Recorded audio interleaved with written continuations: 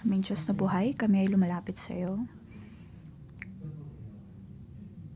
Bigyan mo kami ng pusong mapagpakumbaba na handang dumulog sa iyo. Naway iyong basbasan ang iyong mga salita at magsilbi itong pagkain sa aming mga espiritu. Ito ang aming panalangin sa pangalan ni Jesus. Amen. Magandang umaga sa lahat. Ngayong umaga ay babasahin natin ang ika-27 kabanata ng mga bilang at ang nagbabahagi ng salita ay si Pastor Kitho. Dito makikita natin ang magandang nangyari sa buhay ni Moses.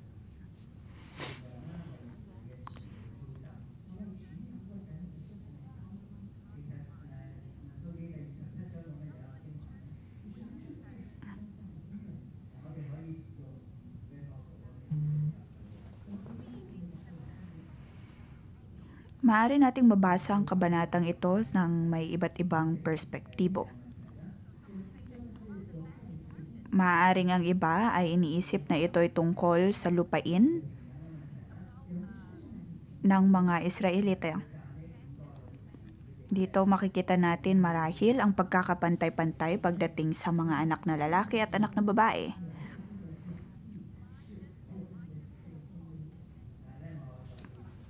Maaaring makikita natin dito ang kababaang loob na mayroon ang 5 anak na babae na nabanggit sa kabanatang ito. Ngunit ngayong umaga ay titignan natin ito sa perspektibo ng kung paanong naging mapagpakumbaba din si Moses. Bibigyan natin ito ng pamagat na ang espiritual na tatay na may pag-ibig sa kanyang mga tupa.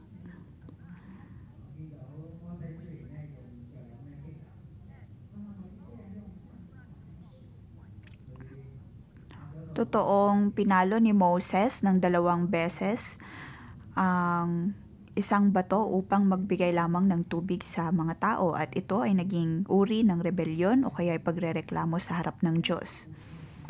Ngunit ang kanyang ministeryo ay hindi tumigil sa pagkakataong iyon at ang kanyang buhay ay hindi rin tumigil sa paglago. Siya ay nagpatuloy sa paglilingkod sa Diyos. Siya ay nagpatuloy sa pagpapakumbaba sa harapan ng Diyos.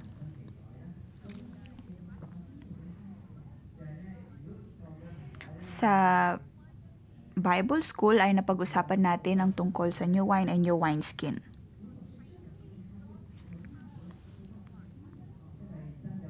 Ang isang sisidlan na luma ay hindi maaaring manatili doon ang isang bagong alak dahil ito'y magdudulot lamang ng pagkasira dito. Kailangang magkaroon ng bagong sisidlan na handang o kaya'y swak na hawakan o paglagyan ng bagong alak. Ito'y nangangahulugan lamang na sa pagbabago din ng ating buhay at sa pagtanggap din ng banal na espiritu ay magkakaroon din ng pagbabago sa ating buhay.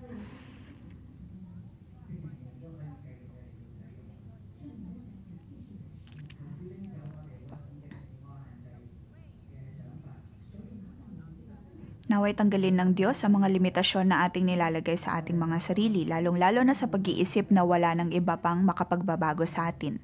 Maaring naroon ang pag-iisip na ito na ang pinakamaayos na tayo.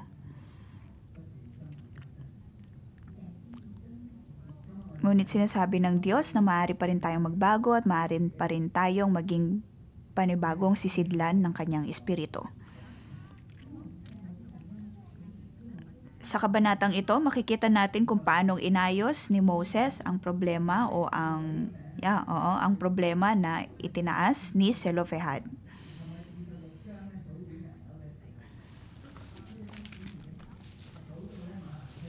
Nabanggit sa chapter 26 ang tungkol sa mga babaeng ito na mula sa lipi ni Manases.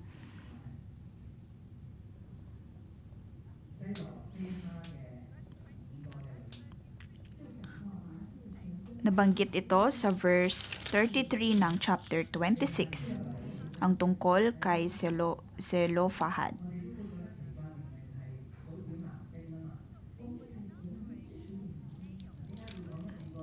Sa kabanatang ito ay nagbibilang sila ng mga anak na lalaki. Ngunit partikular na sa verse 33 ang pagbangkit tungkol sa mga anak na babae.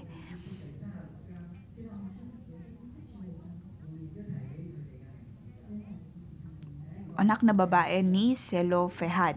At muli silang nabanggit sa chapter 27. Ito ay mga magagandang pangalan. At masasabi natin na ang pangyayaring ito ay maganda rin. Sa libro ng mga hari ay nabanggit din ang mga pangalang ito. Ito ay nangangahulugan lamang na naalala at napaka-importante ng mga pangalang ito. Nabanggit dito ang tungkol kay Mala. Ang ibig sabihin nito ay napatawad. Ang ama ni Mala na si Zelofehad ay pinatawad ng Panginoon sa kabila ng kanyang pagkakasala. Si Zelofehad ay mula sa henerasyon na puno ng pagrereklamo. Ngunit naroon na natanggap niya ang kapatawaran mula sa Panginoon.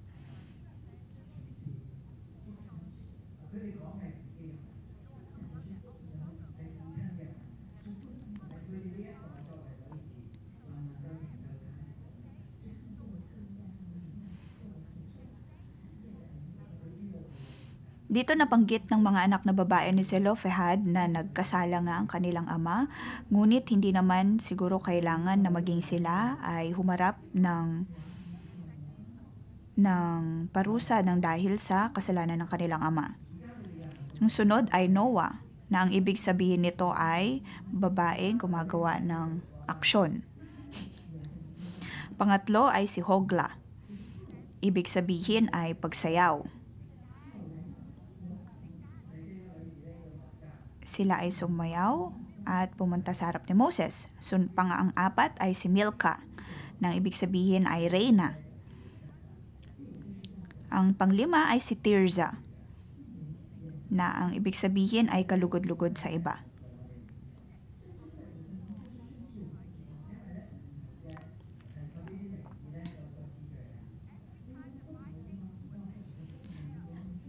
Sa tuwing nababanggit ang 5 pangalan na ito ay magkakaiba ang kanilang pagkakasunod-sunod. At dito may ipapakitang litrato si Pastor HK. And it's in Chinese.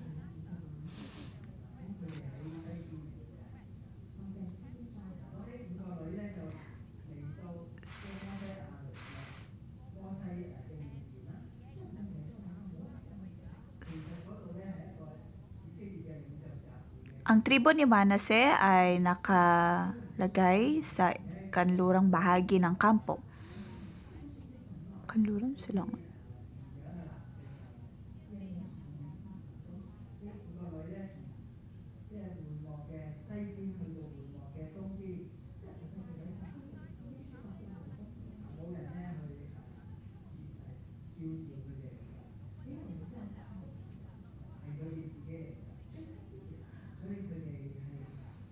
Ang tribong ito ay naging matapang. O ang mga babaeng ito ay naging matapang at tumindig na lumapit kay Moses at humarap maging sa tabernakulo ng Panginoon. Humarap din sila sa harap ni Eleazar at ng mga pinuno at ng iba pang mga bahagi ng kongregasyon. Masasabi nating napakatapang ng 5 babae na ito. Ito ay maihalin tulad natin kay Reyna Esther.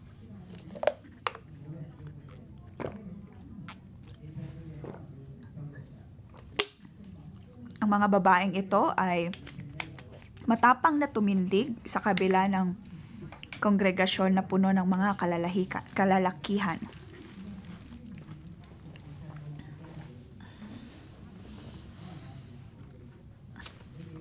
Ginawa nila ito ng buong tapang sa kabila ng katotohanan na maaari silang mapahamak kung ito'y kanilang gagawin.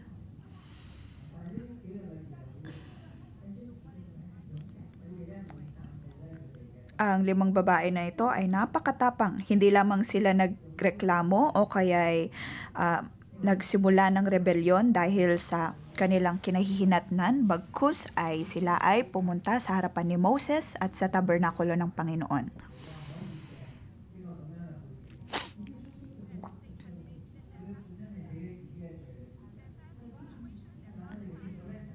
Kanilang inilahad kung anuman ang naging pagkakasala ng kanilang ama, ngunit naroon pa rin ang habag at biyaya ng Panginoon. Ang kasalanan ng nakaraang henerasyon ay tumigil na lamang sa nakaraang henerasyon at maging ang kinahihinatnan ng kanilang pagkakasala.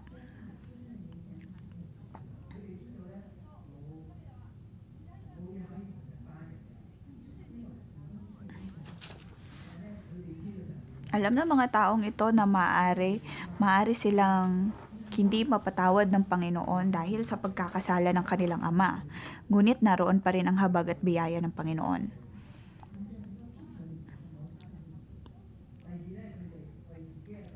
Pangalawang bagay na makikita natin dito ay inisip din ng mga babaeng ito kung ano man ang magiging kahinatnan ng henerasyon na susunod sa kanila. Sa verse 4, dahil ba sa wala siyang anak na lalaki ay buburahin na ninyo siya sa listahan ng Israel? Bigyan ninyo kami ng kaparteng lupa tulad ng mga kamag-anak ng aming ama, sabi ng mga babae. Nabanggit dito na walang anak na lalaki si Zelophehad. Nang tinanong nila ito ay hindi para tila magreklamo sa harap ni Moses. Ngunit dahil nais lamang nilang magkaroon ng kasagutan ang Panginoon pagdating sa problema nilang ito. At paano ba ito sinagot ni Moses? Kung ikaw si Moses, paano mo ito sasagutin? Lahat ng leader ay nasa iyong harapan. Ang buong kongregasyon ay nasa iyong harapan. Hindi nabanggit sa ating binabasa kung kinausap muna ni Moses ang mga leader. Bagkus ang sinabi lamang dito ay pumunta siya agad kay Yahweh. At si Moses at ang Yahweh ay kanilang inintindi kung ano man ang naging problema ng pamilya ni Zelophehad. Ang mga taong ito ay hindi humihingi ng kaparte ng lupa para sa kanilang mga sarili, bagkus ay kanila lamang nais na magkaroon ng bahagi ang mga lipi na susunod din sa kanila.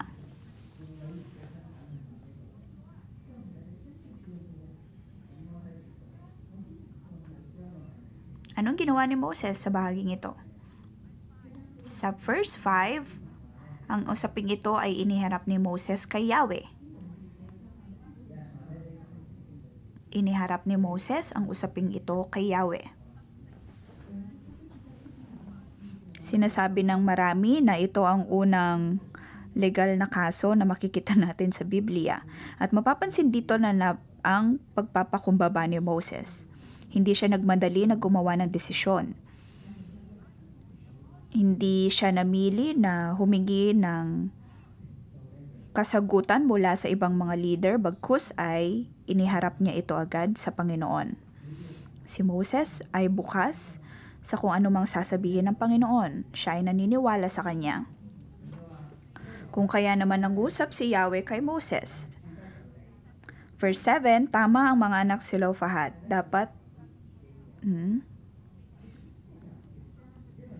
Tama ang anak ni Zelophehad.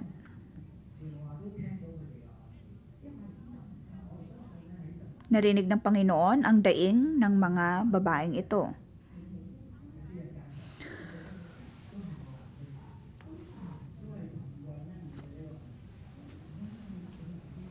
Maaring may mga iba pang lipi na nakakaharap ng ganitong problema, ngunit wala sa kanila ang matapang na tumindig upang idulog ang kanilang problema sa Panginoon. Ngunit narito ang 5 mga anak na babae ni Zelofehad na matapang na idinulog sa Diyos ang kanilang problema. Kung kaya naman napaka-espesyal ng mga pangalan nila at napaka-espesyal ng pagkakasulat ng kanilang pangalan sa kabanatang ito. Ito ay dahil hindi sila tumugon sa pamamagitan ng pagkakaroon ng pagrereklamo o rebelyon, bagkus ay dumulog kay Moses at maging kay Yahweh.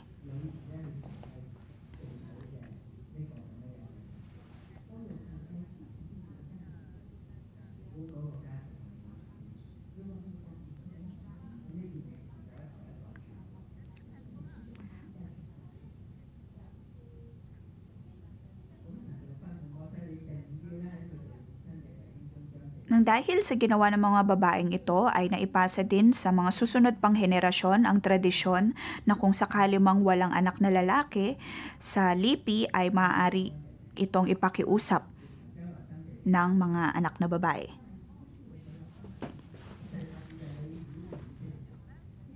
Sa verse 8, sabihin mo sa mga Israelita na kapag ang isang tao ay namatay na walang anak na lalaki, ang mana niya ay ibibigay sa mga anak na babae.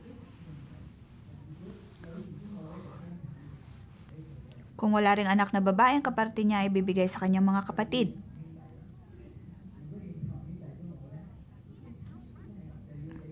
Kung walang kapatid na lalaki, ito ay ibibigay sa kanyang mga tiyo. At kung wala pa rin siyang tiyo, ang mana ay ibibigay sa pinakamalapit niyang kamag-anak.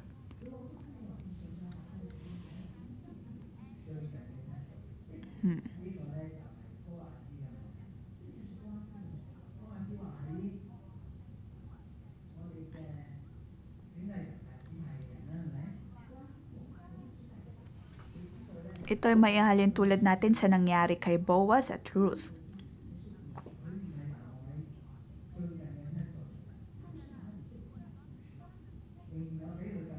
Si Ruth ay hiningi niya na maging kamag-anak si Boaz, ngunit hindi naman siya ang pinakamalapit na kamag-anak nila.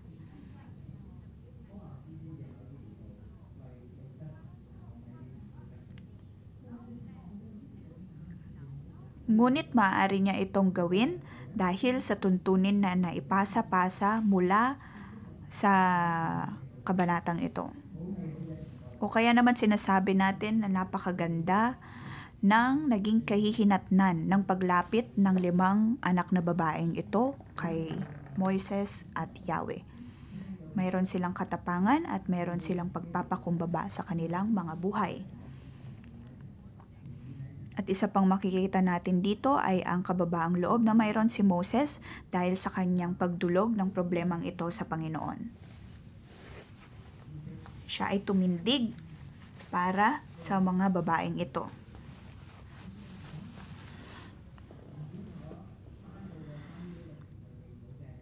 Pinangalagaan ni Moses sa mga babaeng ito at makikita din natin ang kabutihan ng Panginoon.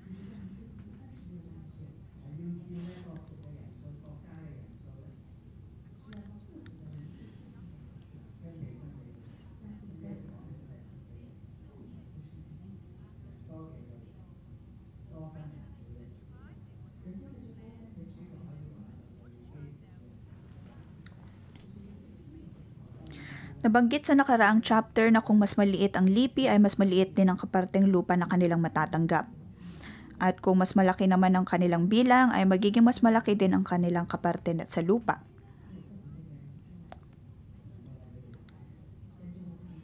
At sa kasalukuyang kabanata naman ay nakita natin ang konsiderasyon ng Panginoon pagdating sa pagpapasa ng mga lupang ito. Lalong-lalo na kung walang anak na lalaki sa pamilya.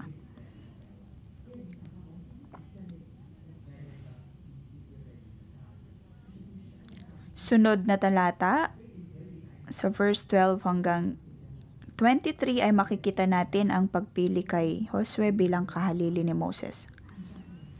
Sinabi ni Yahweh kay Moses, umakyat ka sa bundok ng Abarim, At tanawin mo ang lupaing ibibigay ko sa mga Israelita. Ito ay bundok sa labas ng bundok na nasa labas ng lupang pangako.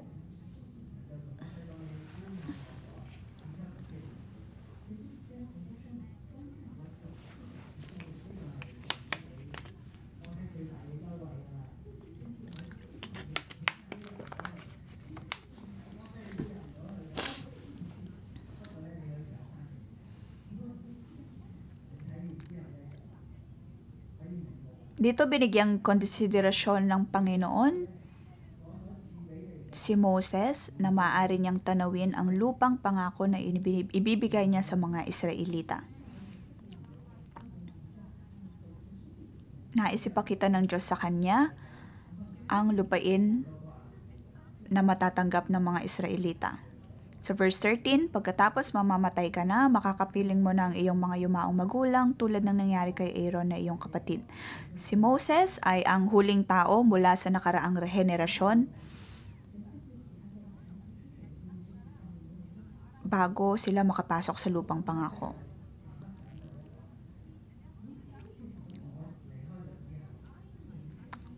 Sa verse 14 ay nabanggit kung paanong sinuway ni Moses ang Panginoon kung kaya naman ganito ang kanyang naging kahihinatnan. Ngunit sa verse 15, ang naging kasagutan ni Moses ay, hinihiling ko Yahweh, Diyos na bukal ng buhay na pumili kayo ng isang taong mangunguna sa Israel upang ang iyong sambayanan ay hindi matulad sa mga tupang walang pastol.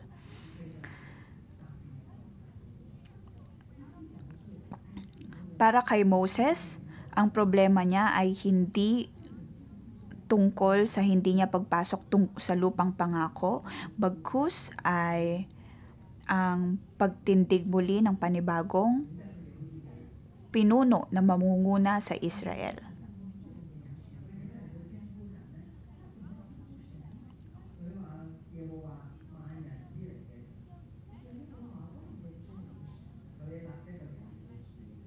Makikita natin dito kung paano nakipag-usap si Moses sa Panginoon. Hinihiling ko Yahweh, Diyos na bukal ng buhay.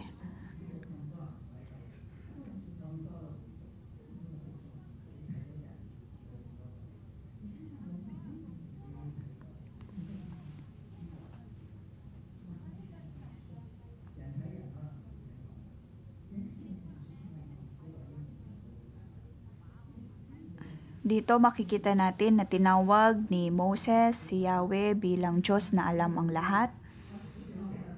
At hinihiling niya na siya'y mamili ng taong mangunguna sa Israel. Ito'y pagbibigay pugay sa kakayahan ng Diyos na mamili ng tamang tao na mangunguna sa Israel. Makikita natin dito ang totoong pangangalaga ni Moses at ang pagkakaroon niya ng pakialam, lalong-lalo na sa mga Israelita.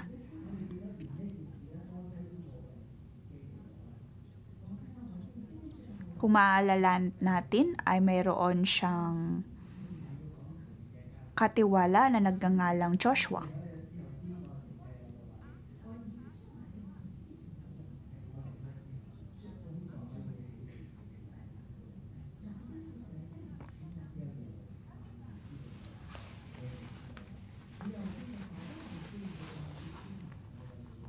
Para kay Moses, ang Diyos lamang ang siyang maaaring mamili ng susunod na mangunguna sa Israel.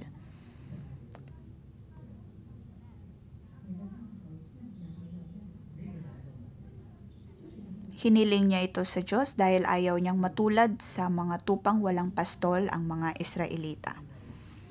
Ito'y hindi para itaas niya ang kanyang sarili, bagkus ay dahil ganon na lamang ang pag-ibig at ang pangangalaga na nais niyang matanggap ng mga Israelita.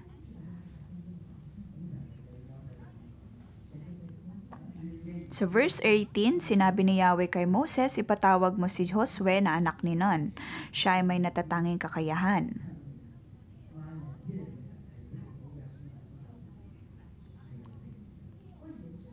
Ang Diyos na bukal ng buhay at ang espiritu ng lahat ng buhay ay nakita niya ang espiritu na mayroon si Josue. sinabi niya na ipatong ni Moses ang kanyang mga kamay kay Josue. Ito ay pagpapakita ng pagpasa ng espiritu ng pangunguna. Maaring naroon na ang pagpili ng Panginoon, ngunit sa pag-uutos niya na ilagay ni Moses ang kanyang kamay sa kanya, ito ay nangangahulugan lamang na nais niyang makatanggap pa siya ng higit pang espiritu. Sa verse 19, patayuin mo siya sa harapan ng paring si Eleazar at ng buong Israel at do'y ipahayag mo siya bilang iyong kahalili.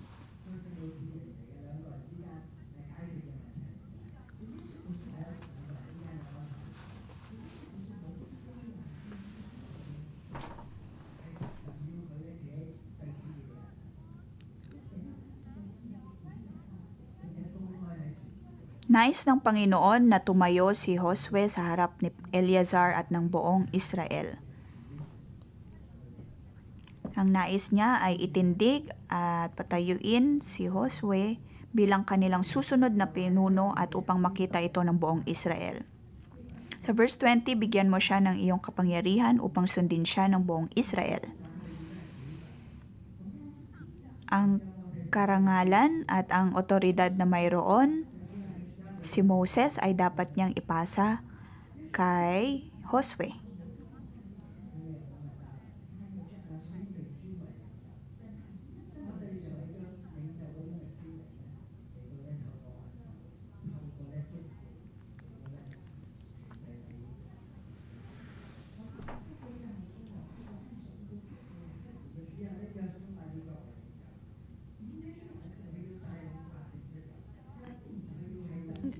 Sunod nito ay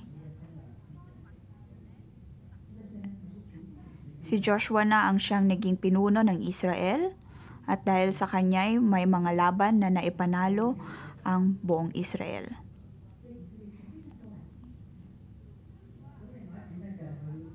Dito natin makikita ang kahalagahan ng pagbibigay ng kapangyarihan kay Joshua. Sa verse 21, kay Eleazar niya malalaman sa pamamagitan ng Urim kung ano ang aking kalooban. Kung anong sabihin ni Eleazar ay susundin ng buong kapulungan. Si Joshua ay hindi dapat nagagawa ng desisyon ng ayon lamang sa kanyang nais. Kailangan niyang magpakumbaba sa harap ni Moses. Sa harap ng pari na pinili ni Moses.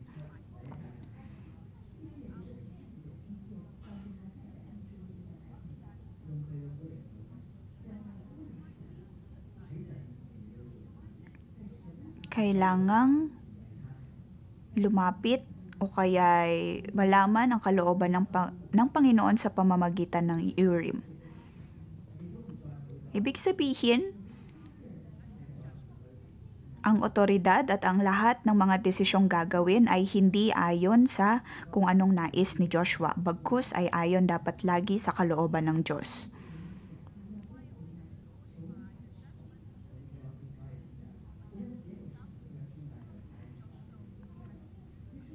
Kung ano man ang sasabihin ni Eleazar sa pamamagitan ng Urim ay yun ang gagawin ni Joshua.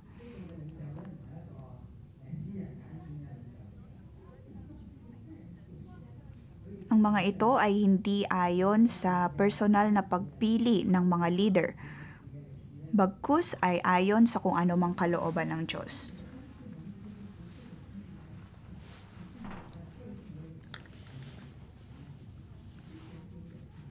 Ang kanilang pagkakatawag ay hindi lamang dahil sa kung ano mang kagalingan na nakikita nila sa kanilang mga sarili, bagkus ay dahil sa pagkakatawag ng Diyos.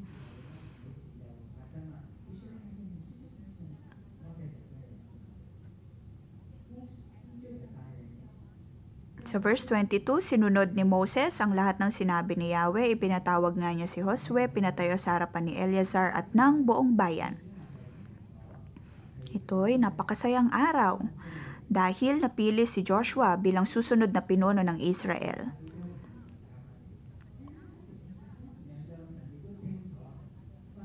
Si Joshua ang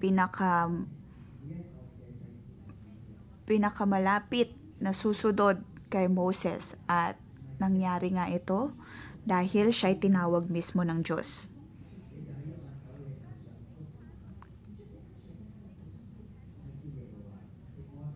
Siya ay nabasbasan sa harap ng buong Israel tulad ng kung anong sinabi ng Diyos. Sa verse 23, pagkatapos ipinatong niya rito ang kanyang mga kamay at ipinahayag na kahalili niya.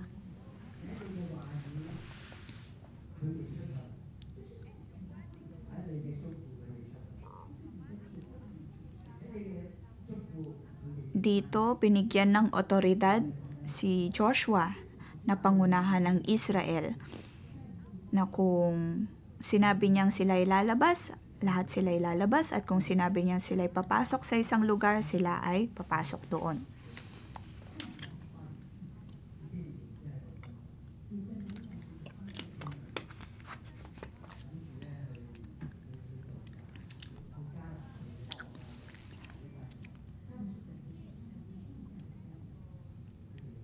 Kailangan nating tandaan na ang Israel ay hukbo ng Panginoon na kailangan nilang makipaglaban upang matanggap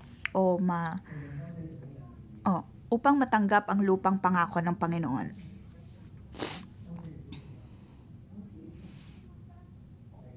Sa kabanatang ito, nakita natin kung paano ginamit ng Panginoon si Moses upang gumawa ng magandang bagay. Una, para sa mga anak ni Zelophehad, at kung paanong naipasa ito maging sa mga susunod na henerasyon, at kanilang mapangalagaan ang lipi ng kanilang ama.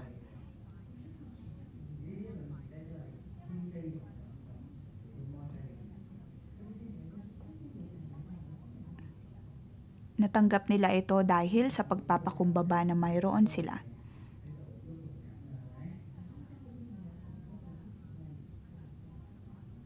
Sa mga panahon ngayon, alam natin na ang ating iglesia ay nakakaharap ng maraming problema. Ngunit ating ikinatutuwa na sa tuwing matatapos ang ating Fortress Prayer Meeting ay may mga ilan tayong MG leaders na sumasagot sa mga katanungan ng ating kongregasyon.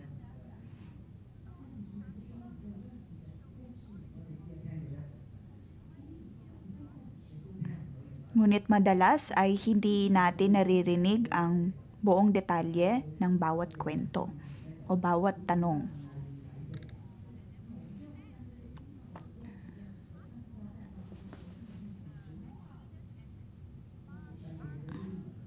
Kung kaya naman may ilan sa ating mga kongregasyon na nagtatanong na lamang ng hindi kompleto sa ating mga MG leader.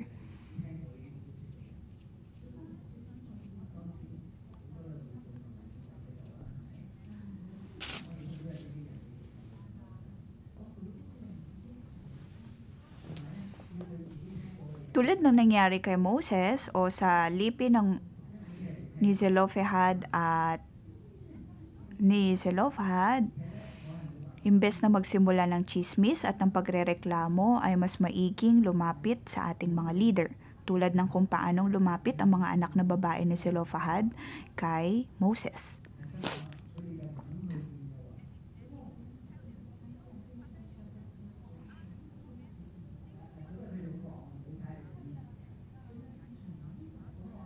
Sa ating iglesia ay maaaring may mga pagtatanong tayo at tayo ay sasabihan na lumapit sa ating mga leader tulad ni Pastor Jason at ng iba pang mga core members ng simbahang ito. Ngunit maaaring naroon ang pakiramdam na ayaw nating lumapit dahil masyado silang madaming ginagawa para tayo ay magtanong sa kanila.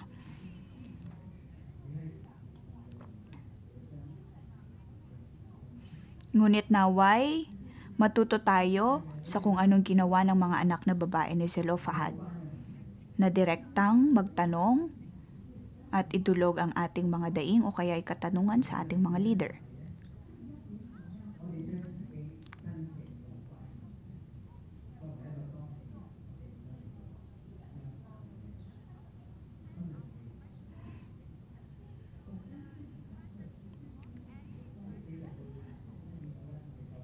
Ang dapat nating gawin ay ipresenta ang ating mga katanungan sa mga taong talagang makasasagot ng mga problema o kaya ay katanungan na ito. Mas maiging gawin ito kaysa magreklamo at magsimula ng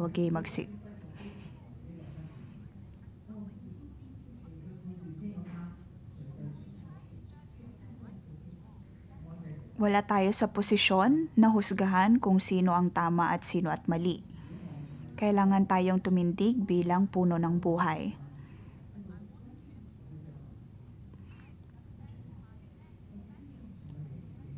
Tulad ng ginawa ni Moses, maaring may mga katanungan na hindi masagot, ngunit naroon dapat ang pagdulog nito sa Panginoon.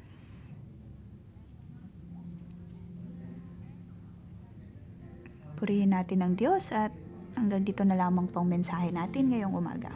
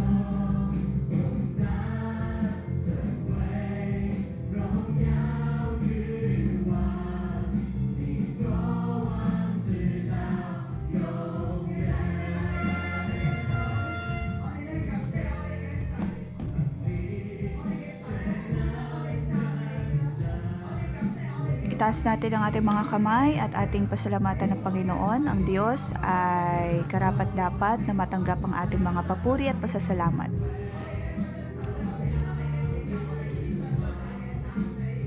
Ating pagpasalamat sa Panginoon ang kanyang pagsasalba sa atin. Panginoon, maraming salamat dahil kami binigyan mo ng daan palabas sa aming mga problema. Ikaw ang Diyos na nagbibigay kasagutan sa aming mga problema. Maraming salamat dahil sa panahon na kami nanghihina ay ikaw ang Diyos na siyang nagpapalakas at nagliligtas sa amin. Buksan natin ang ating mga bibig at ating pasalamatan ng Diyos na buhay.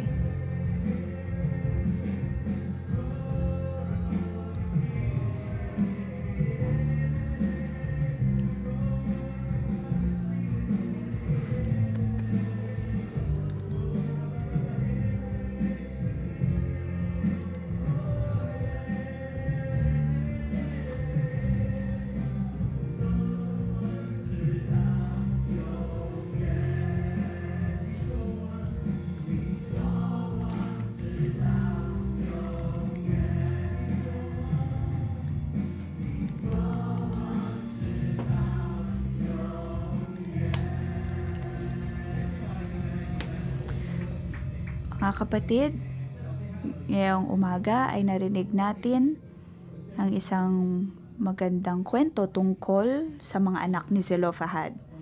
Nakita natin kung paanong dinulog nila ang kanilang mga daing kay Moses at binigyan nito ng kasagutan ng Diyos. Hindi lamang para sa kanila kundi maging din sa mga susunod na henerasyon na sumunod sa kanila. Ngayong umaga, maaaring may ilan sa atin na takot sa ating mga otoridad at dahil dito ay may iba't iba tayong pakiramdam at opinyon pagdating sa ating mga otoridad. Ating siyasatin ang ating mga puso kung tayo ba ay may sapat na pagtitiwala sa ating mga otoridad o kaya leader. Siyasatin natin ating mga puso kung may sapat ba tayong pagtitiwala sa kanila o kaya ay may problema sa tuwing nakakaharap sila.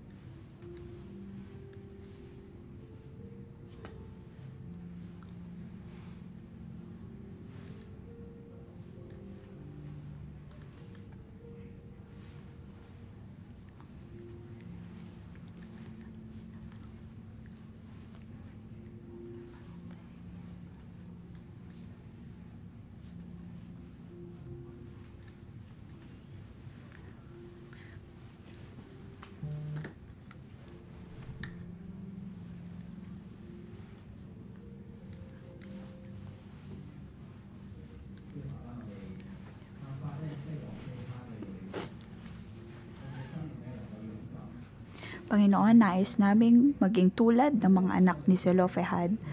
Naway magkaroon kami ng ganitong kalakasan ng loob na dumulog sa aming mga otoridad at bigyan kami ng sapat na pagtitiwala sa kanila. Naway tanggalin mo ang mga takot na mayroon kami. Maaring ang mga takot na ito ay bunsod ng pamilya na mayroon kami o kaya ay relasyon na mayroon kami pagdating sa aming mga trabaho at boss. Ngunit ngayong umaga, tulad ng naging karanasan ng mga anak ni Zelophehad, ay iyong pinakinggan ang kanilang mga daing at naway maging katulad nila kami na magkaroon ng katapangan na lumapit sa aming mga leader. Panginoon, tulungan mo kami.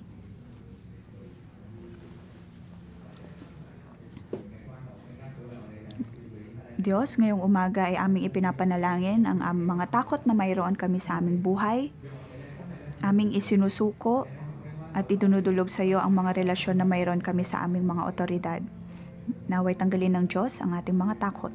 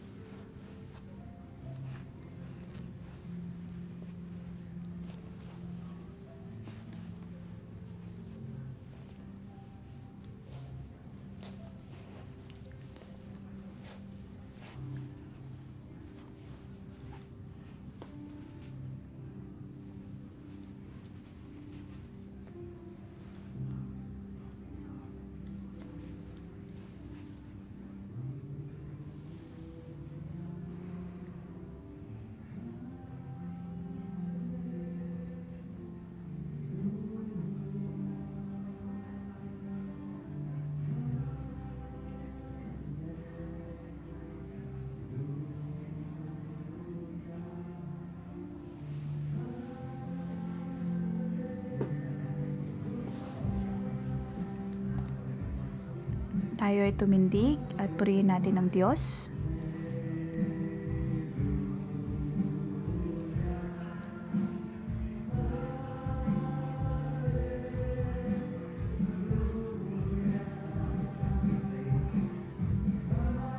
Panginoong Diyos, Ikaw ay aming tinatanggap sa aming buhay at sa lugar na ito.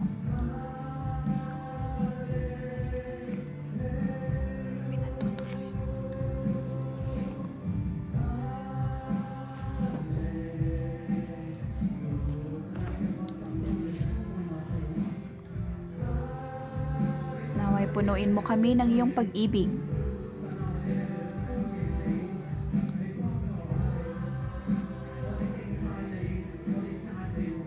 Ikaw ay aming pinatutuloy sa aming mga buhay. Naway tulungan mo kami.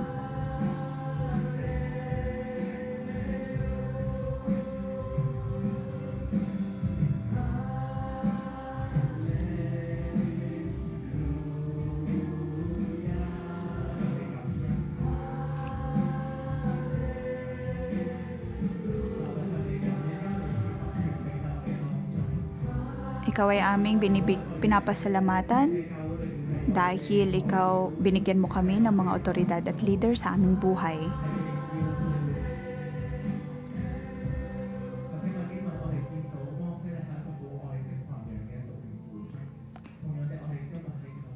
Si Moses ay mayroong pag-ibig at pakialam pagdating sa kanyang mga tupa. At maging kami ay mayroon kami mga leader na siyang nangangalaga sa amin At ikaw ay aming pinapasalamatan, O Diyos, dahil sa mga cell leader na mayroon kami. Ngayong umaga ay ating ipasalamat ang ating mga cell leader. Ating pasalamatan kung paano nila tayong tinutulungan.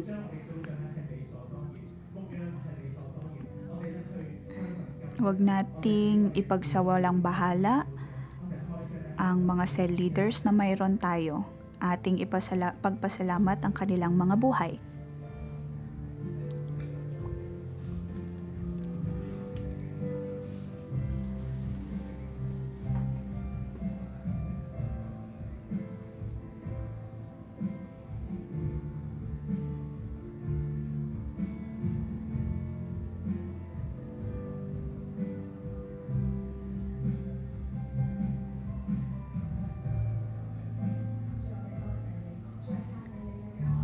Panginoon, maraming salamat at ikaw ay aming pinapupurihan. Maraming salamat dahil kami ay mayroong proteksyon at nakakaranas ng pagdidisipulo sa pamamagitan ng aming mga cell leader.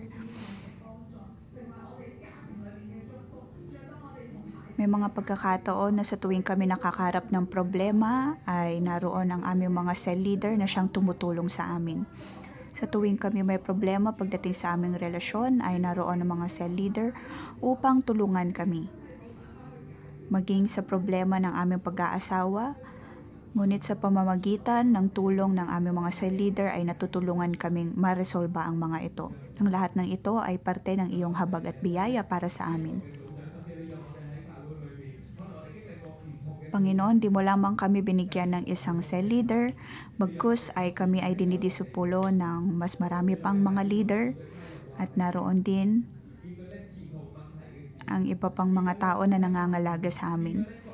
May mga pagkakataon na sa tuwing kami nakakaharap ng problema, ng mga sakit at karamdaman, mga desisyon na kailangang ayusin, ay naroon ang iyong mga pastol na ipinapadala sa aming buhay upang kami tulungan. Maraming salamat, O Diyos, sa pagiging aming banal na pastol at sa pagbibigay din ng mga iba pang pastol sa aming buhay upang kami tulungan. Panginoon, maraming salamat dahil yung binigyan ng sistema ng pagdidisipulo ang simbahang ito. At amin ding ipinapanalangin ang aming mga cell leader. May mga pagkakataon na kami ay mahina at walang kalaban-laban.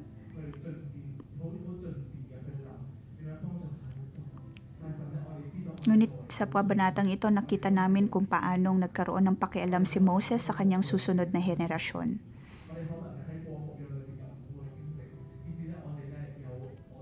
Sa aming pagdisipulo ay mayroon kami mga restriksyon o kaya mga kakulangan. May mga pagkakataon na hindi namin mabuksan ang aming mga puso at hindi kami maging totoo sa harap ng aming mga cell member. Aking tinatawag ang bawat cell leader na ilagay natin ang ating mga kamay sa ating puso. Ipanalangin natin sa Diyos ang mga problema na nakakaharap natin sa pagdidisipulo.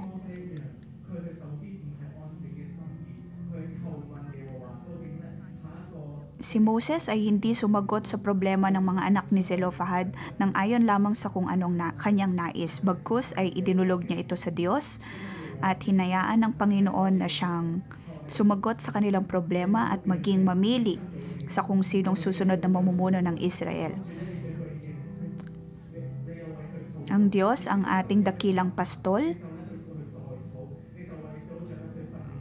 kung kaya marapat lamang na idulog din natin sa Kanya ang mga pastol o mga tao na siya ding nag-aalaga sa atin o kaya mga cell members na mayroon tayo.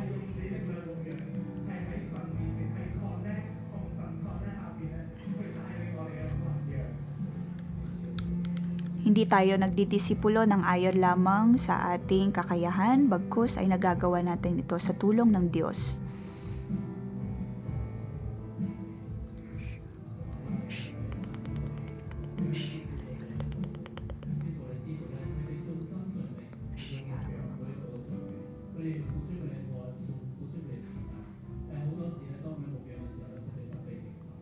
maraming pagkakataon ay sa ating pagdidisipulo ay binibigay natin ang lahat.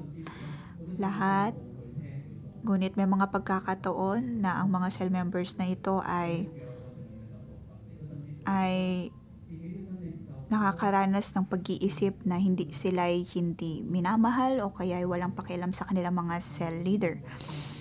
Ngunit sa pagkakataong ito, ating hinihiling na bigyan tayo ng Diyos ng kalakasan at ating matanggap ang banal na espiritu mula sa Panginoon.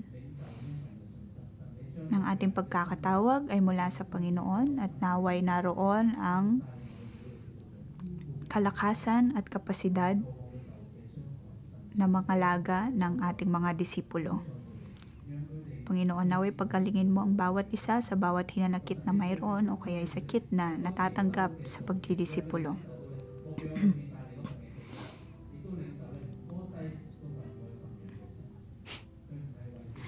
Naway bigyan mo ng mga cell member, ang mga cell leader na ito, ng mga taong tunay na magiging malapit din sa kanila.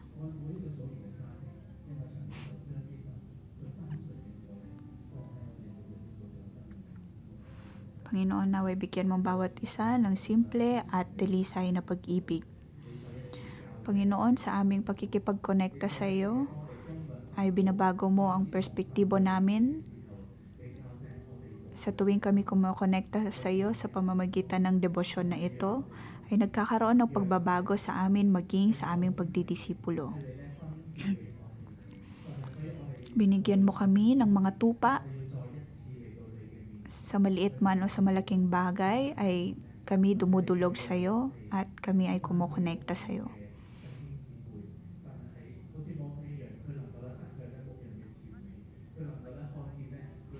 Sa ating mga kapatid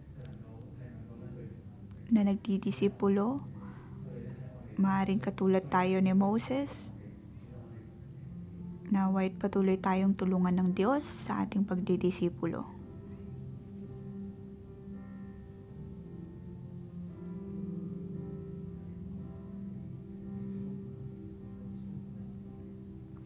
Panginoon, naway tulungan mo kami at patuloy mong punuin ng Espiritu.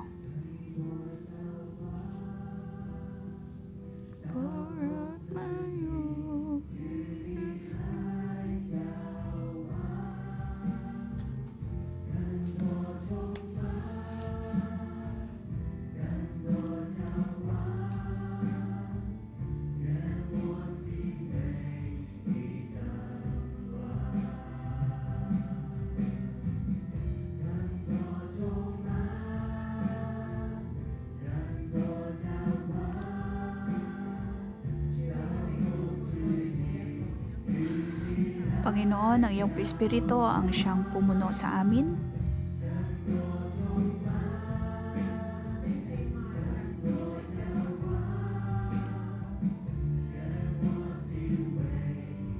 Ikaw ang Diyos at ang bukal ng buhay. Ang Espiritu ng Diyos ang siyang pumupuno sa atin. At ang bukal ng buhay, O Diyos, alam mo ang aming mga buhay. Ikaw ang siyang pumili sa amin. Bigyan mo kami ng puso na tulad ng isang ama at ina. Bigyan mo kami ng espiritu na may kalakasan at katatagan at katapangan. Ang pagpili ng Diyos ay hindi natin maaaring mabago. Kailangan nating tumindig bilang pastol. Kailangan nating tumindig bilang ama ng marami. Kailangan nating maging ina ng marami. Naway bigyan tayo ng Diyos ng puso ng tulad ng isang ama at ina na handang magpastol at mangalaga sa kanyang mga tupa.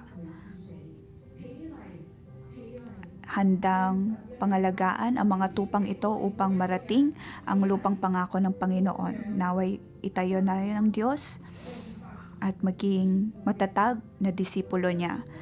Naway ating maintindihan ang pag-ibig ng Diyos, naway ating maintindihan ang kalooban ng Diyos at higit pang kumonekta sa Kanya.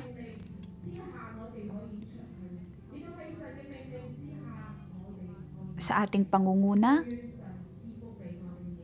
Naway tulungan tayo ng Diyos at Kanyang pagpalain sa pangalan ni Jesus. Amen. Dito po nagtatapos ang ating pang-umagang debosyon. Magandang umaga.